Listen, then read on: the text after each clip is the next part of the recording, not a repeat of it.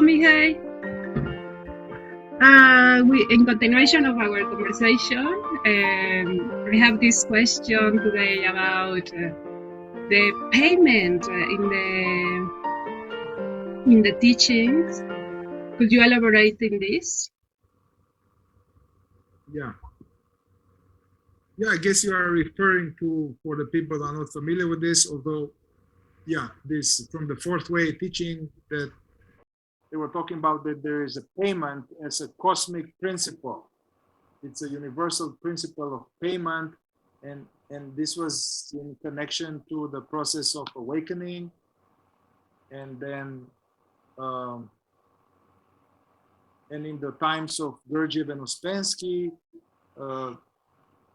Gurdjieff was asking for certain payment for people to be part of those groups or teaching, and he was talking about that actually it was not just because he needed money or because he needed to survive and all of that, but even if, let's say, he had lots of money and he didn't need any money, still payment is a cosmic principle. And the idea there was that, and I do resonate with this. I can tell you examples from my own life, but just with the theory first, the idea was that there needs to be some exchange. And if one receives something for nothing, there's no payment, then one is not going to value that teaching. And he was at the same time saying that the payment doesn't need to be, it's not about money. And he was saying that, you know, can be a payment to service, or he was saying that basically one needs to, as Scott Kilby saying, to put some skin in the game rather than just wait like this and then get some spiritual strawberry in your mouth. Basically, in the fourth way, they were talking about that a big payment is to sacrifice our unnecessary suffering. Part of the payment, in order to make the teaching one's own, in order to really have this knowledge which are pointers what to do to become more conscious, in order to make this knowledge more than just intellectual, in order to apply it and to become being, as we call it, to transform the knowledge into being, one needs to pay. And the payment would be, I mean, to put time during the day, not just to read books and like think about this, but they call it to make some spiritual effort, to make effort to apply the teaching, and then in particular about this sacrificing our suffering. And I like that Gurdjieff was saying that they was talking about two types of suffering. There is the real suffering and the unavoidable suffering that Buddha was talking about, like sickness, old age, death, loss, I guess, poverty, war, you know, in your country with war, it's some real suffering right there. So there's that. And then there's the unnecessary self-created suffering that they called it unnecessary suffering, which is connected to our own faulty attitudes, taking things personally, making assumptions. But I guess as we talk in the Kilby work, the deficiency stories, all of this could be let go completely.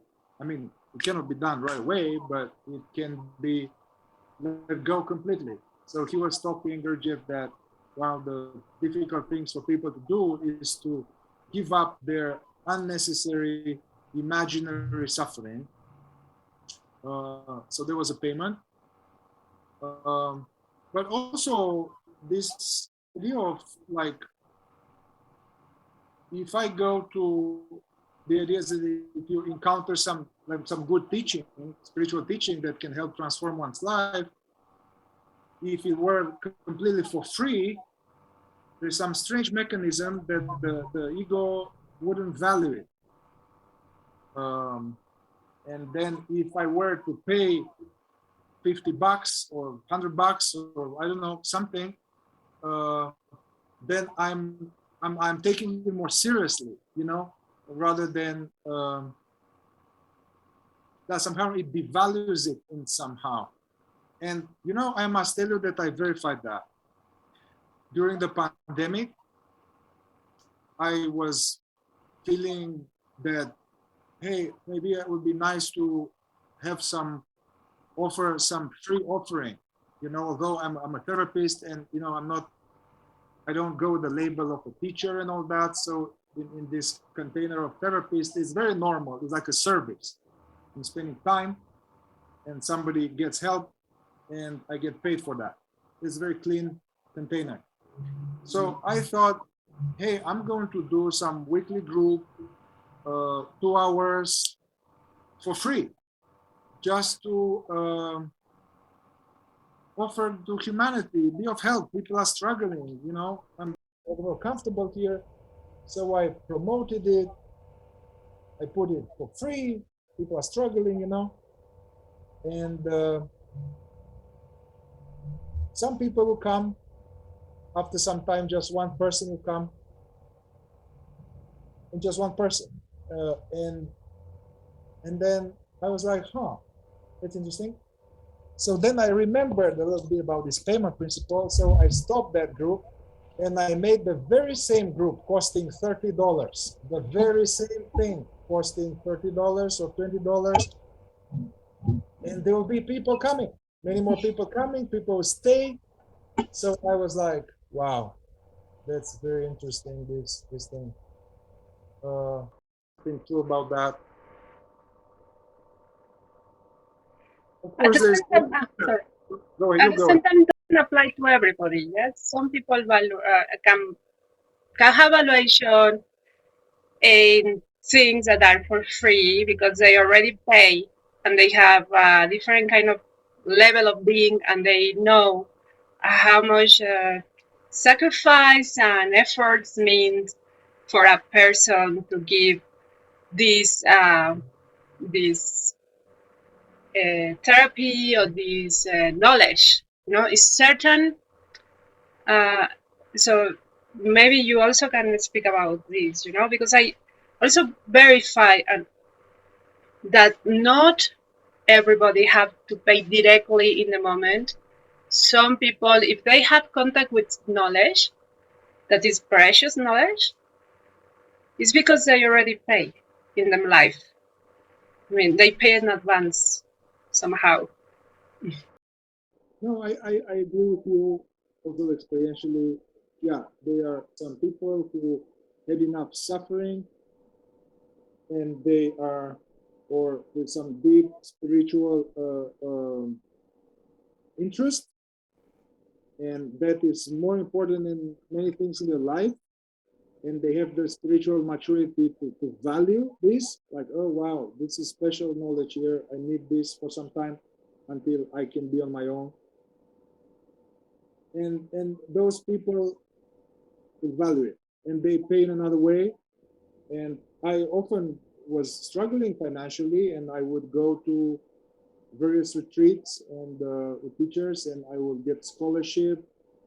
Also, there was this exchange. Hey, you can't pay money. You can do some work trades. So say you come to the retreat for a very low fee and then you spend a few hours doing the dishes, whatever. It was very good. So that was fine. In my work with people, I can see there are people who are serious about it. They are very serious and they value it. And they are really broke. And they can't do anything. So I don't know, I have the ability to see that. And I'm like, especially with groups and all of that, I have like sliding scale. And if somebody's really serious, I don't care. I'm yeah, so I take them because I appreciate their evaluation, their seriousness about what matters. Yeah. Yes, especially, I mean, I think you are coming from a very, you told me that your family is coming from, I don't know, the very, that they suffered a lot, yes, in the past. So I think that was a payment, for you to work, for your soul to come here, and then that you have all that you have now. Yes, everything. I mean, I also observe in myself. I mean, mm, some of my ancestors suffer in a different level, in another kind of things. So then I have what I have now. Yes, Yeah. and I mean, we also have to. We need to be grateful about it, and not just be like it's levels of payment, no? Was for the teaching and for life and things. We are. Yeah. Yeah. I resonate. Another point here is that also this I can see, especially in the civilized modern world, they are spiritual teachers or I don't know facilitators or whatever in a position of spiritual authority. They are charging lots of money, uh, thousands of dollars, and offering this, hey, come this, do this technique, and you'll free yourself from this suffering, and then you will be enlightened in a weekend or so that's I don't trust that. I would recommend people stay away from that. So it can be also the teacher who is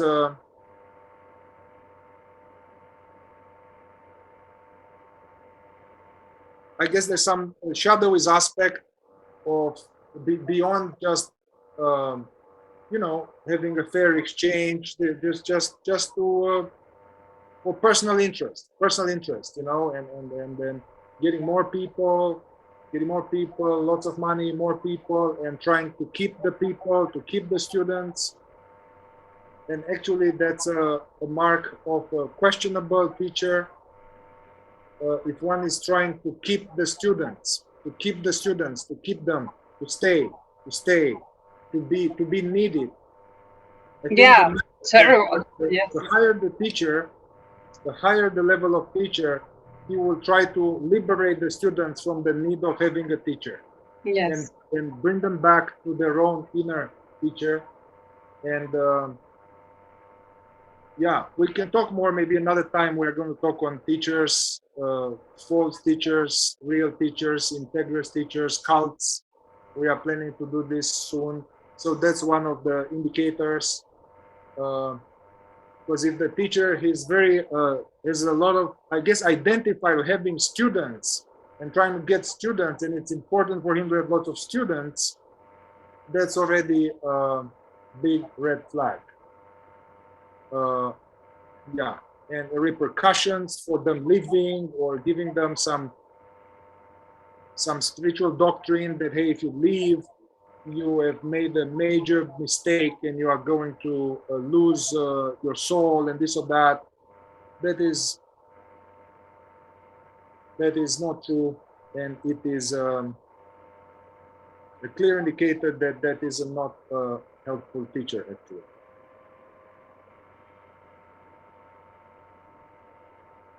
Yes. Okay. Also, So. another thing on payments, there's payments. I mean, I think times were different in the past. Like, it seems like most spiritual traditions they require some level of renunciation from the world. Mm-hmm. So then the teacher or the head of the monastery or the ashram, there was a whole communal living, and then also in Indian tradition, there's this thing to the serious disciples. They are devotees. They are helping. They are cleaning the house. They are cooking. They are doing this. There's some service. Uh, Also, the service is because I mean some aspect of working with a real teacher. There's this aspect of okay, I'm getting the teaching, I'm getting the information, I'm applying it, but there's the next level like hanging out with the teacher, spending time with him or living with him, seeing how he lives his life. That's an important aspect. No, really.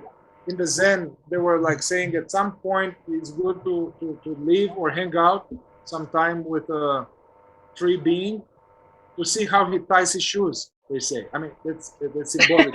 To see how, you know, and okay, now things are very different now. I think all of us need to pay bills and to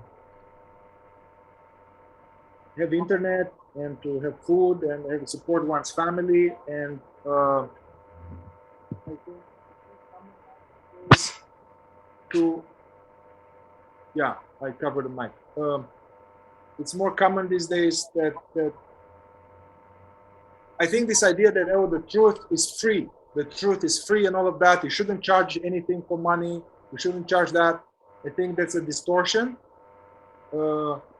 Because then if, let's say, I know teachers that were very helpful to me, that I consider they are free beings, very wise, who are spending most of the day, every day, giving talks, working with people one-on-one. So if they were not getting paid for that in a good exchange, then they wouldn't be able to do that. They would need to get another job to make money in order, So I think this thing that it should be for free, that's and if people get hung up on that, somebody charges something, that's an obstacle, comes from some poverty mentality or some distortion.